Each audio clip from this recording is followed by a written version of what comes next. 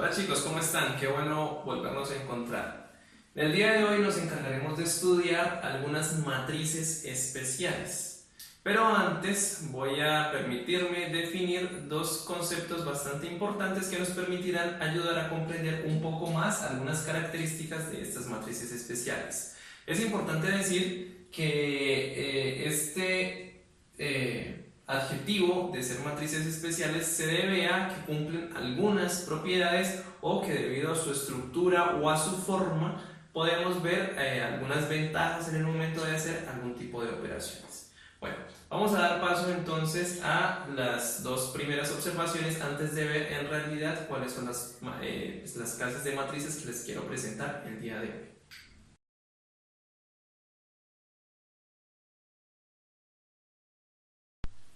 Bueno chicos, el primer caso que quiero tratar el día de hoy es el de la transpuesta de una matriz. Resulta que si nosotros tenemos una matriz A de cualquier tamaño, de tamaño m por n, y bueno, aquí he puesto una matriz genérica A, vamos a definir la matriz transpuesta de A y esta va a ser la notación que vamos a usar para hacer alusión a dicha matriz. Esta matriz va a ser la siguiente. Entonces, ¿qué de especial va a tener? ¿Qué va a hacer? Tomar la matriz A original y hacerle un giro de 90 grados, podríamos imaginarlo. ¿En qué sentido? En que ahora las filas de la matriz A van a pasar a ser las respectivas columnas de su matriz transpuesta. ¿Eso qué quiere decir? Que la primera fila de A va ahora a ser la primera columna de la transpuesta. Luego sigue A1, 3, pero lo pongo acá. Así sucesivamente hasta A1N. Luego sigue en la segunda columna, entonces iría la segunda fila que tiene A. A2, 1, luego sigue A2, 2, pero la vuelvo columna. A2, 3, así sucesivamente A2N. Bueno, y así sucesivamente, todas las filas de A van a pasar a ser las columnas de A transpuesto. Y entonces la última fila de A va a ser la última columna de su matriz transpuesta.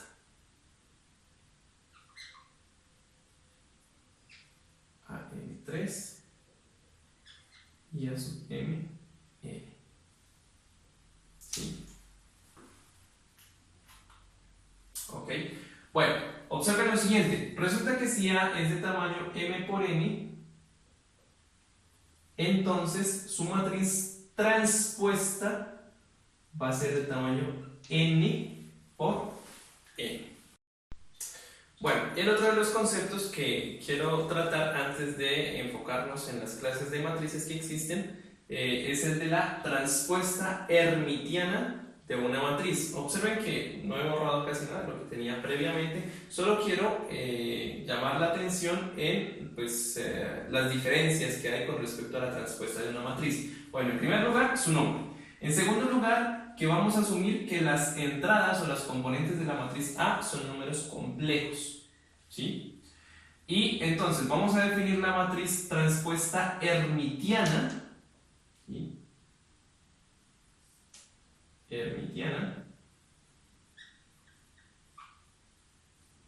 de A, y esta va a ser la notación A super H, ¿sí? A la matriz, bueno, esto que está aquí, y en primer lugar vamos a hacer lo mismo, ¿ok? Vamos a convertir las filas de A, se van a convertir en las columnas de esta matriz, salvo que ahora vamos a conjugar cada uno de estos números complejos, ¿ok? Todas sus componentes las debemos conjugar. Y entonces ahí tendremos a la matriz transpuesta hermitiana. Bien, en nuestro primer ejemplo del día de hoy tenemos tres matrices, las matrices A, B y C, y se nos pide calcular la matriz transpuesta de A, la matriz transpuesta de B, la matriz transpuesta hermitiana de B, porque observemos que en este caso tenemos entradas complejas, y la matriz transpuesta de C. Bueno, vamos a iniciar con esto. Vamos a calcular en primer lugar la matriz transpuesta de A. Resulta que si tengo que A es esta matriz, que es de tamaño 4 por 2, entonces la matriz transpuesta va a invertir su tamaño, va a ser de tamaño 2 por 4. Bueno, y en este caso entonces procedemos. La primera fila de A pasa a ser la primera columna de A transpuesto. La segunda fila pasa a ser segunda columna. Tercera fila pasa a ser tercera columna. Y cuarta fila pasa a ser la cuarta columna. Y esta matriz es en efecto de tamaño 2 por 4. Y aquí tenemos la matriz transpuesta proveniente de A.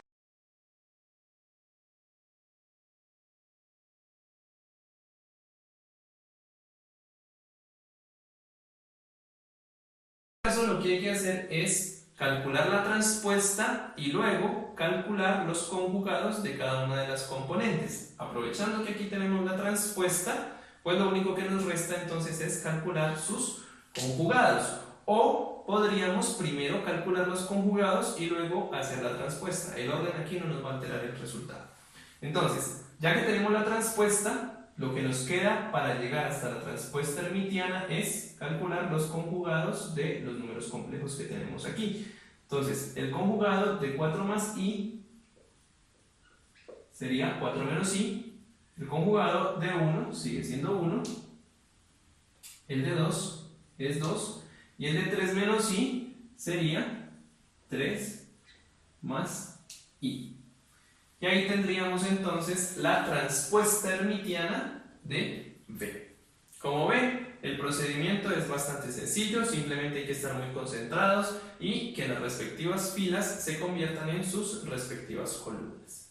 Bien, nos queda entonces para finalizar este ejemplo calcular la transpuesta de la matriz C. Observen que en este caso, si deseo calcular la transpuesta de la matriz C, entonces hago lo mismo. La primera fila se va a convertir en la primera columna, 4, 1, y la segunda fila se va a convertir en la segunda columna. Y observen que en este caso, en especial, resulta que esta matriz que está acá es idéntica a esta matriz que tenemos acá, o sea que esto es exactamente lo mismo que la matriz C. Como vimos en los casos anteriores, no siempre sucede eso. Si yo tengo una matriz y le calculo su transpuesta, pues no necesariamente esas matrices van a ser iguales. Este caso en especial, sí. Y resulta que estas matrices tienen unos nombres muy especiales, tienen un nombre muy especial que hace parte del paquete de matrices que vamos a estudiar a continuación. La primera de las matrices que quiero que tengamos en cuenta que estudiamos es la reconocida matriz identidad. El símbolo que vamos a utilizar para esta matriz va a ser la I mayúscula, ¿sí? Esta es una matriz de orden n. Recuerden que cuando decimos que la matriz es de orden n, implícitamente estamos diciendo que esta es una matriz cuadrada, es decir, que esta matriz tiene la misma cantidad de filas y la misma cantidad de columnas. Para hacer un énfasis un poco más en el orden, entonces vamos a usar la siguiente notación. Aparte de usar la letra I, vamos a poner aquí como un subíndice la letra N. Entonces vamos a ponerla acá. Y esto lo que nos va a decir es el orden de la matriz identidad con la cual vamos a trabajar. Entonces, esta matriz se define de esta manera, ¿sí? Aquí tenemos otra forma de hacer alusión a las matrices, entonces aquí estamos diciendo que la componente IJ de la matriz identidad va a ser 1 si es igual a J, es decir, va a ser 1 en los elementos de la diagonal principal y 0 en sus demás componentes. Por ejemplo,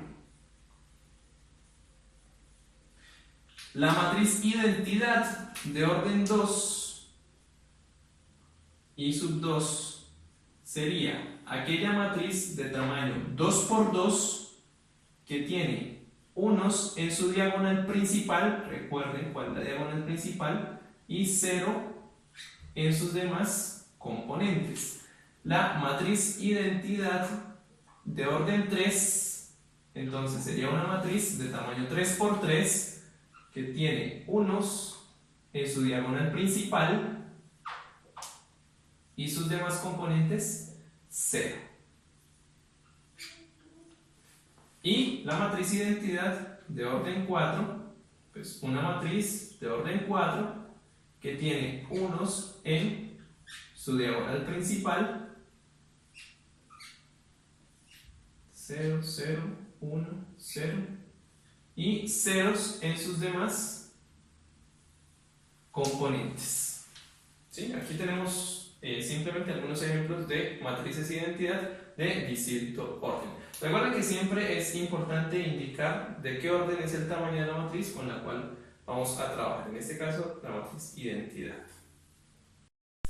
Bueno, la segunda de las matrices especiales que vamos a estudiar el día de hoy es de las matrices diagonales. Vamos a decir que una matriz es diagonal si resulta que ella, sus componentes IJ, recordemos que eso es la componente IJ de la matriz, es igual a 0 siempre que I sea distinto de J. Y aquí observen que ya empezamos a hacer alusión a las entradas de una matriz. Entonces vamos a tener que aprender a jugar un poco con la identificación de estos contadores. Recordemos que los elementos de la diagonal tienen una característica especial, los de la diagonal principal, y es que son de la forma II, ¿ok? Entonces decir que estos elementos sean iguales a 0 cuando I es distinto de J, en otras palabras nos está diciendo es que los elementos de la matriz A deben ser 0 siempre y cuando ellos estén por fuera de la diagonal principal.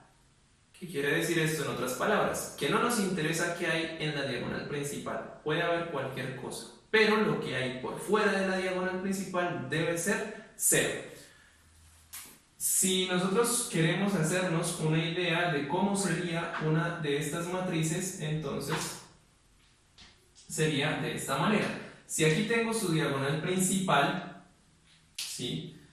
En esta diagonal principal puede haber cualquier clase de números, pero lo que hay por fuera de ellas deben ser ceros, lo que hay por fuera de esta diagonal. Y observen que esta matriz no tiene por qué ser cuadrada. Aquí dibujé, parece que fuera una matriz cuadrada, pero no tiene por qué serlo. Puede ser que yo tenga otra matriz B que sea rectangular, ¿sí? En este caso su diagonal, por ejemplo, sería de esta manera.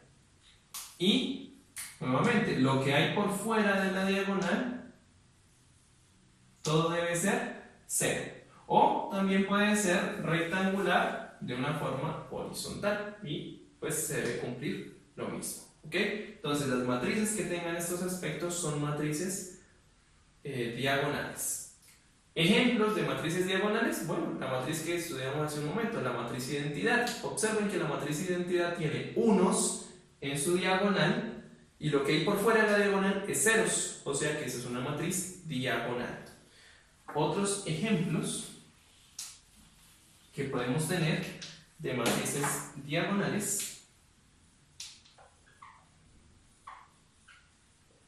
puede ser la matriz B, la voy a llamar B, podría ser 1, 0, 0, 0, 0, menos 4, 0 y 0.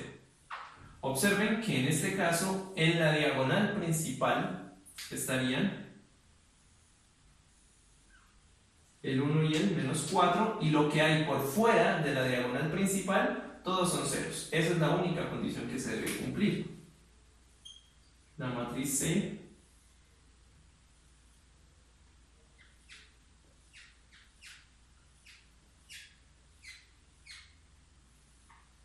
esta matriz que tengo acá. Observen que esta matriz también es diagonal. ¿Quiénes están en la diagonal de C? En efecto, estos que están aquí, ¿sí? Lo que hay por fuera de la diagonal es 0. ¿Qué hay en la diagonal? No nos interesa. Por el momento no nos interesa. Lo que nos interesa es qué hay por fuera de la diagonal. Yo sé que puede causar algo de confusión cuando dicen, pero en la diagonal sí pueden haber ceros. La respuesta es sí. En la diagonal puede haber cualquier cosa. Lo que nos interesa para clasificar una matriz como diagonal es lo que hay por fuera de la diagonal. Bueno, eso nos da pie para hablar de otra matriz. Por ejemplo, si la matriz D es la matriz nula de tamaño 3 por 3, ¿sí? Recuerden que la matriz nula es aquella matriz que tiene ceros en todos sus componentes. Entonces D sería la matriz 0, 0, 0, 0, 0, 0, 0, 0 y 0. Bueno, y pregunta, ¿esta matriz es una matriz diagonal? La respuesta es sí. ¿Por qué razón? Pues simplemente ubico los elementos de la diagonal. No me interesa qué hay en esa diagonal, ¿sí? Pero sí observo que por fuera de esa diagonal todo lo demás es 0. Entonces, eso es suficiente para clasificar esta matriz como una matriz diagonal. Bueno, la tercera clase de matrices que les quiero presentar son las llamadas matrices triangulares superiores. Y mucho cuidado que estas matrices van a ser bastante importantes en el desarrollo del curso. Bueno, resulta que si tengo una matriz de tamaño m por n, vamos a decir que ella es triangular superior si todas las componentes a sub i j, donde i es mayor que j, son iguales a 0. Bueno, entonces tenemos que venir y estudiar espacialmente cuáles son aquellas componentes de una matriz donde i es mayor que j. Bueno, si por ejemplo esta es la matriz A, entonces espacialmente aquellas componentes donde i es mayor que j son estas que están debajo de la diagonal principal. Entonces lo que me dice esta definición es que no me importa que haya por acá, debajo de la diagonal principal tienen que haber ceros. Ceros. Todo esto debe estar lleno de ceros. Y por acá puede haber cualquier cosa. No me interesa que haya por acá. Y tampoco me interesa que haya en la diagonal principal. Pueden ser ceros, puede que no lo sean, no me interesa. Lo que sí me interesa es lo que hay debajo de su diagonal principal. Nuevamente, si A es una matriz triangular, si es triangular superior, pero tiene una forma rectangular, ¿sí? Entonces, nuevamente, identificamos quién hay en su diagonal, o identificamos su diagonal, y por debajo de esa diagonal tienen que haber ceros. Lo que hay en la diagonal no me interesa, y lo que hay por encima de la diagonal tampoco me interesa, puede ser cualquier cosa.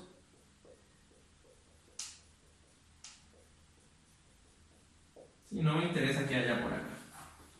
Bueno, resulta que aquí puede causar algo de confusión lo siguiente. Cuando uno estudia esto por primera vez, uno dice, bueno, ¿por qué el nombre de triangular superior si los ceros están es debajo? Parece que fuera como la cosa al revés. Bueno, la situación no es esa. Este nombre no recibe, estas matrices no reciben el nombre de superior porque por dónde están los ceros, sino por aquella parte espacial donde tengo libertad de poner lo que yo quiera, ¿sí? En este caso observen que aquí tengo libertad de poner lo que quiera por encima de la diagonal, por eso es triangular superior. Acá es donde va a estar la parte importante de la matriz, por así decirlo. Por acá pues ya sabemos que son ceros. Lo mismo acá. En la parte superior es donde está la parte jugosa o la parte informativa de la matriz. Por debajo pues ya sabemos que va a ser 0. Entonces de ahí es donde viene su nombre. Y claro está, pues si tenemos triangular superior, también tenemos triangular inferior. En este caso, la matriz triangular inferior va a suceder todo lo contrario a lo que tenemos aquí. Bueno, me voy a permitir borrar aquí, simplemente borro aquí el nombre. Vamos a poner triangular inferior. Y la condición va a ser casi la misma, solo que ahora vamos a pedir o a exigir que los ceros estén por encima de la diagonal principal. Eso va a permitir que por debajo de la diagonal principal yo tenga libertad y pueda poner toda la información, y por eso es que se llama triangular inferior. Entonces en este caso no va a ser 0 para todo i mayor que j, sino i menor que j. Y en este caso las matrices van a tener este aspecto.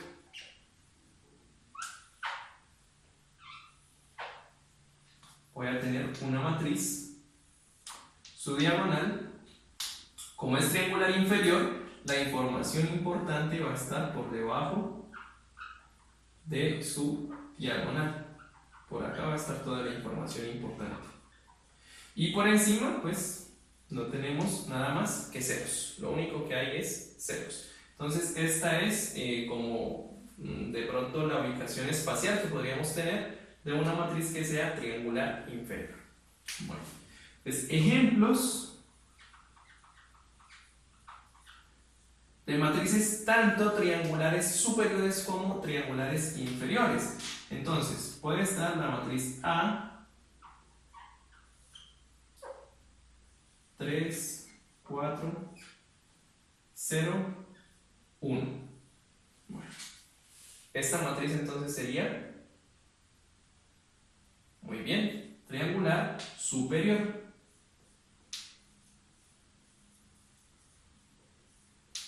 ¿Por qué razón? Porque cuando yo ubico la diagonal principal, lo que yo veo es que por debajo de ellas tengo ceros, por encima no me importa que haya. Bueno, si tengo la matriz B,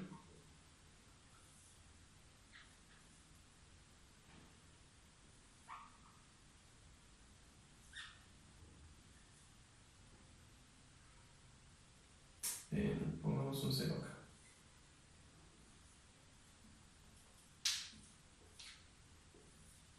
Entonces, ¿cómo podemos clasificar esta matriz B? Entonces, observemos que aquí tenemos su diagonal principal y resulta que por encima de esa diagonal principal hay ceros, no hay nada más. Entonces clasifica como triangular inferior. Pero resulta que por debajo también hay ceros, así que también clasifica como triangular superior. Y además, si recordamos la anterior clase de matrices, esta es una matriz diagonal, o sea que resulta que esta es una matriz que es triangular superior, triangular inferior. Y como se cumplen las dos condiciones al mismo tiempo, entonces es una matriz diagonal. ¿Sí? Esto de pronto puede responder las preguntas, o una de las preguntas que muchos de ustedes se pueden estar haciendo. Bueno, ¿será que una matriz puede clasificar dentro de cualquiera de todas estas que vamos a ver en varias categorías? La respuesta es sí. Una matriz puede clasificar en varias categorías. Por ejemplo, la matriz identidad. Observen que la matriz identidad es diagonal, es triangular superior y además también es triangular inferior. Bueno, las siguientes clases de matrices son las llamadas matrices simétricas y antisimétricas. Resulta que si tenemos una matriz cuadrada, en ambos casos debe ser cuadrada, y calculamos su transpuesta y nos damos cuenta que su transpuesta es exactamente a la matriz original, como el ejemplo de hace un instante, entonces vamos a decir que dicha matriz es simétrica. Eso quiere decir que aquel ejemplo donde calculamos la matriz transpuesta de C, recuerdo que la habíamos llamado, y nos dimos cuenta que era exactamente lo mismo, entonces esa matriz se llama una matriz simétrica. Por otro lado, si al calcular la transpuesta nos damos cuenta que hay una variación de signo con respecto a la matriz original, entonces vamos a decir que dicha matriz es una matriz antisimétrica. ¿Ok? Vamos a ver algunos ejemplos.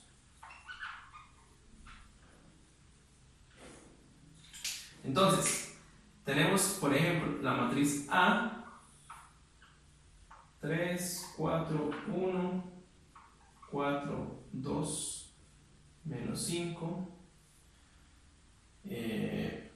Por acá teníamos 1, menos 5, y aquí podemos tener un 1. ¿Sí? Si esta es la matriz A y yo quiero calcular su matriz transpuesta, entonces, ¿qué va a suceder? Pues que la primera fila se va a convertir en la primera columna, 3, 4, 1. La segunda fila, 4, 2, menos 5, la segunda columna. Y la tercera fila va a ser la tercera columna, 1, menos 5 y Y cuando comparamos estas dos matrices nos damos cuenta que son exactamente iguales. Eso quiere decir que A traspuesto es igual a A. Y eso quiere decir que esta matriz que está acá es una matriz simétrica. ¿Ok? Bueno, recuerden entonces que hay matrices que pueden clasificar en varias de las categorías que tenemos aquí. Entonces, según esto, la matriz identidad también es una matriz simétrica. Los invito a que calculen por favor la transpuesta de la matriz identidad y se van a dar cuenta que es exactamente la misma matriz. Más aún, todas las matrices diagonales son simétricas y los invito nuevamente a que observen con algunos ejemplos que todas las matrices diagonales son en efecto simétricas. Vamos a ver qué sucede con las matrices antisimétricas. Voy a borrar aquí. Supongamos ahora que B es igual a la matriz 0, 3, menos 3, 0. ¿Quién sería B transpuesto? Pues nuevamente la primera fila pasa a ser la primera columna, 0, 3, y la segunda fila pasa a ser la segunda columna. Observemos que estas dos matrices no son iguales, ¿sí? Pero sí hay una variación de signo. ¿Por qué razón? Esta matriz yo la puedo escribir como menos, factorizo el signo menos y me queda 0, 3, menos 3 y 0. Y esta matriz que tenemos acá, sí es exactamente la matriz B. O sea que B transpuesto es exactamente A menos B. Aquí habrán ustedes observado una particularidad y es que en las matrices que sean antisimétricas, como es en este caso, los elementos de la diagonal principal deben ser ceros. ¿Sí? Esa es una de las características principales para las matrices antisimétricas. Bueno, y así como podemos pensar en una relación entre una matriz y su transpuesta cuando sus componentes sean reales, también podemos pensar en relaciones entre una matriz y su transpuesta hermitiana cuando sus componentes sean complejas. En este caso, observemos que vamos a llamar a matriz hermitiana a toda matriz con entradas complejas, de tal forma que cuando calcule su transpuesta hermitiana sea exactamente igual a la matriz original. En este caso, ya no diremos que es simétrica, sino que es hermitiana.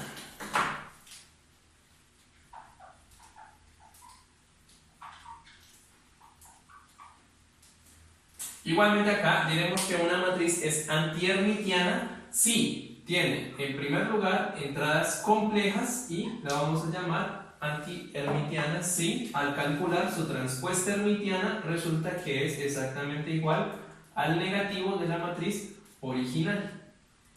Entonces, entradas complejas antihermitiana si sucede esto que tenemos aquí. Bueno, entonces miren que hay cierta relación entre matrices simétricas, hermitianas, antisimétricas y antihermitianas. Lo que hay que tener en cuenta es que en los casos hermitianos pues vamos a hablar de las transpuestas conjugadas. Además de transponer, vamos a conjugar las componentes de la matriz. Bueno, aquí tengo un primer ejemplo, la matriz A. Observen que tenemos entradas complejas, es una matriz cuadrada de orden 3. Y si voy a calcular su matriz no transpuesta, sino su transpuesta hermitiana, entonces vamos a ir haciendo los cálculos inmediatamente. Bueno, entonces voy a transponer y voy a conjugar inmediatamente. Entonces tengo la primera fila que va a pasar a ser la primera columna y voy conjugando.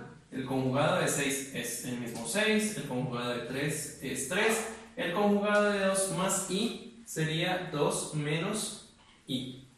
Paso a la siguiente fila. El conjugado de 3 es 3, el de 10 es 10 y el conjugado de menos i es i positivo.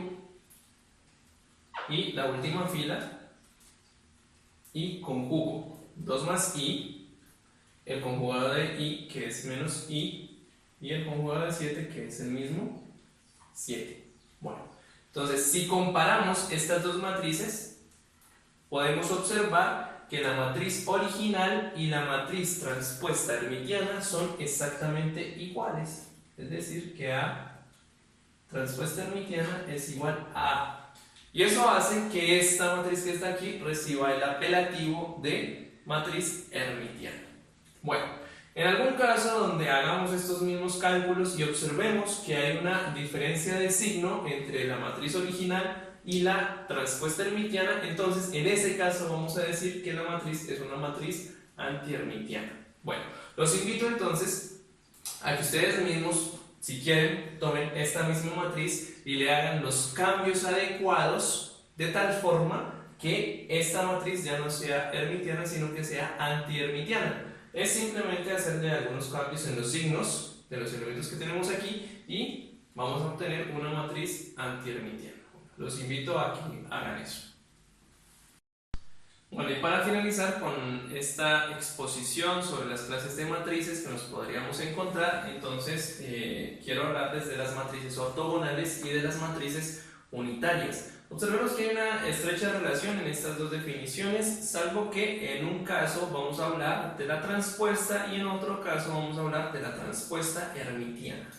Bien, entonces vamos a decir que una matriz A de orden n, observen que aquí característica importante, la matriz debe ser cuadrada, va a ser ortogonal si cuando calcule su matriz transpuesta y la multiplique por la misma matriz me va a dar exactamente la identidad, y lo mismo hago si, lo mismo debe ocurrir si multiplico hacia el otro lado. La matriz original por su transpuesta debe dar la identidad del respectivo orden o del respectivo tamaño. Para que la matriz sea unitaria, entonces va a suceder esto, salvo que ahorita vamos a calcular su matriz transpuesta hermitiana y vamos a multiplicarla por la matriz original.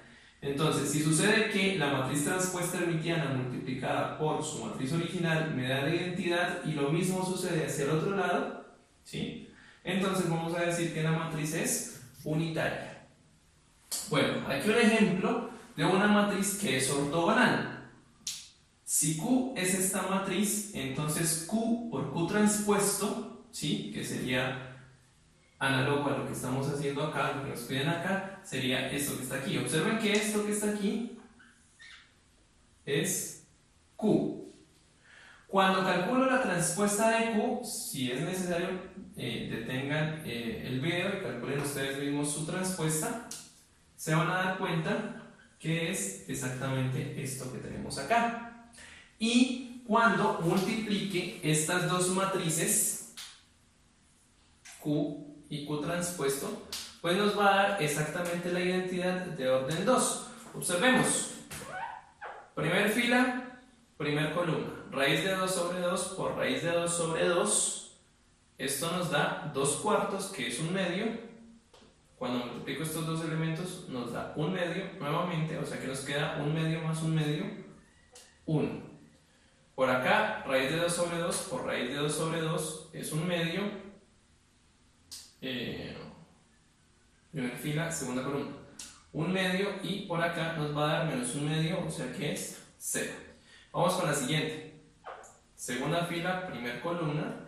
Aquí nos da un medio y cuando multiplique estos dos que están aquí me va a dar menos un medio, o sea 0. Y por acá, segunda fila, segunda columna, un medio y cuando multiplique estos dos nos va a dar un medio, o sea que es 1 y es exactamente la matriz identidad de orden 2. Entonces este es un caso especial de una matriz que es ortogonal.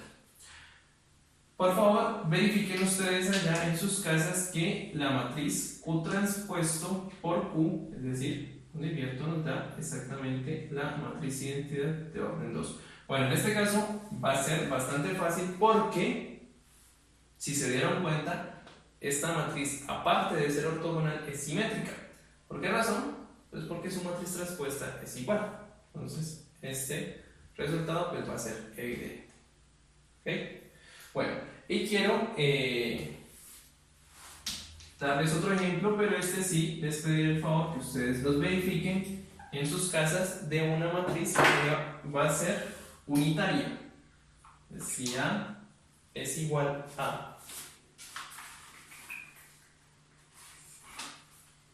vamos a llamarla un medio, 1 más i menos 1 más i, 1 más i y 1 menos i. Bueno, entonces si A es esta matriz, entonces quiero que por favor calculen A multiplicado por su transpuesta hermitiana y quiero que calculen por favor A hermitiano por A. ¿Ok? Bueno, chicos, entonces esto ha sido todo por el día de hoy. Muchas gracias y nos vemos en una próxima oportunidad. Bien, chicos, para finalizar la sección de hoy, entonces quiero invitarlos a trabajar en estas 3 tareas que les quiero proponer. Primero, pues me gustaría que investigaran sobre las propiedades de la transpuesta de una matriz. En particular, ¿qué puedo hacer cuando tengo la transpuesta de la suma de 2 matrices? ¿Será que esta transpuesta la puedo poner a cada una de estas 2 matrices? Lo mismo cuando tenga el producto de 2 matrices y tenga la transpuesta de ese producto, y cuando tenga el producto por un escalar. Bueno, las mismas propiedades pero para la transpuesta hermitiana. ¿Qué va a suceder en esos casos? ¿Qué va a suceder si el escalar en este caso ya no es un número real sino un número complejo? Y para finalizar, me gustaría también que investigaran sobre qué se trata o qué características van a tener estas 3 clases de matrices. Matrices nilpotentes, idempotentes y matrices involutivas. Bueno, chicos, ha sido un gusto estar con ustedes el día de hoy y nos vemos entonces en nuestra próxima clase.